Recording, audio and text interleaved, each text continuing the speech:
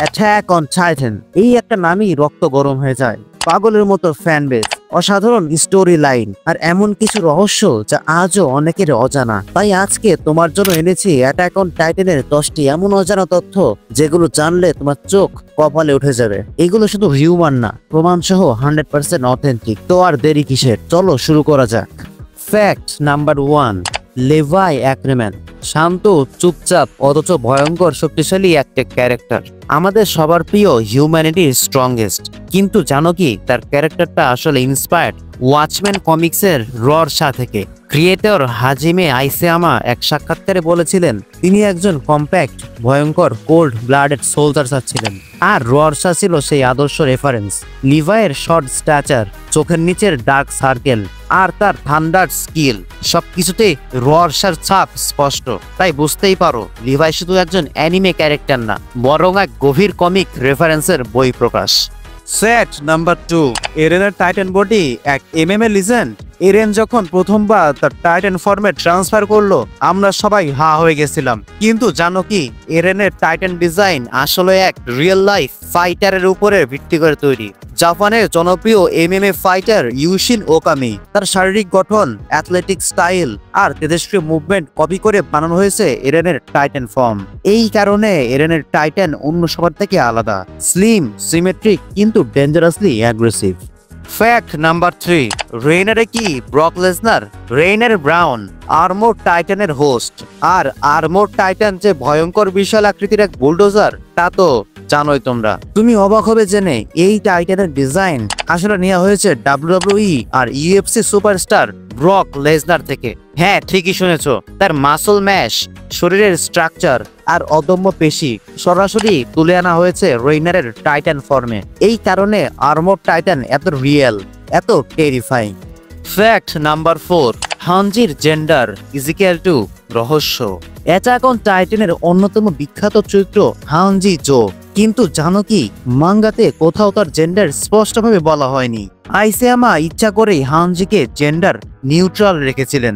তার মতে একজন ক্যারেক্টারকে ভালোবাসার জন্য তার জেন্ডার জানা জরুরি না।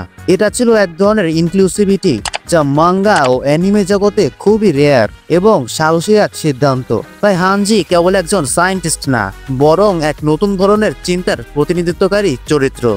ফ্যাক্ট নাম্বার 5, সাশার death. Sasha Blouse the potato girl. তার মজা, তার সিম্পলিসিটি আর তার ভালোবাসা তাকে ফ্যানদের কাছে প্রিয় করে তুলেছিল। কিন্তু জানো কি, মাঙ্গার শুরুর দিকেই আইসেয়ামা সিদ্ধান্ত নিয়েছিলেন সাশাকে মারার। সেই সময়কার টাইটানদের ব্রুটালিটি দেখানোর জন্য তাকে প্রথম দিকে স্যাক্রিফাইস করার প্ল্যান ছিল। কিন্তু ফ্যানদের ভালোবাসা আর তার প্রতি আনএক্সেপ্টেড অ্যাটাচমেন্ট দেখে আইসেয়ামা সিদ্ধান্ত পাল্টান। সাশা বেঁচে থাকলো আর আমাদের হৃদয়ও। Fact number 6, titan X Marvel Avengers. Is it true? ভাবো তো, স্পাইডারম্যান ভার্সেস টাইটান, এটা কোনো ফ্যান মেড না, এটা অফিসিয়াল। 2014 সালে হাজিমে আইসেয়ামা আর মার্ভেল কমিক্স একসাথে বানিয়েছিল এক স্পেশাল ম্যাশআপ কমিক যার নাম অ্যাটাক অন অ্যাভেঞ্জার্স। এখানে দেখা যায় মার্ভেল ইউনিভার্সে টাইটানরা ঢুকে পড়েছে আর তাদের থামাতে এগিয়ে এসছে Avengers, Spiderman, Hulk, Captain America এর মতো হিরোরা। এই ইভেন্টটা কমিক ইতিহাসে এক দারুণ মোমেন্ট। ফ্যাক্ট নাম্বার 7, মিকাসা ইজিক্যাল টু ব্যাটলশিপ। মিকাসা একটা ম্যান, কুল, কালেক্টেড আর মারাত্মক পাওয়ারফুল। কিন্তু তার নাম এসেছে একটি জাপানিজ যুদ্ধজাহাজ ব্যাটলশিপ মিকাসা থেকে। এই নাম রাখা হয় কারণ জাপানে বিশ্বাস করা হয় যুদ্ধজাহাজের নাম মেয়েদের জন্য লাকি। আর তার ডিজাইনও নাকি ইন্সপায়ার্ড হয়েছে একদিন আইসেয়ামা এর দেখা এক নেট ক্যাফে ভিজিটারের থেকে। আসলেই মিকাসা এক লিভিং লেজেন্ড।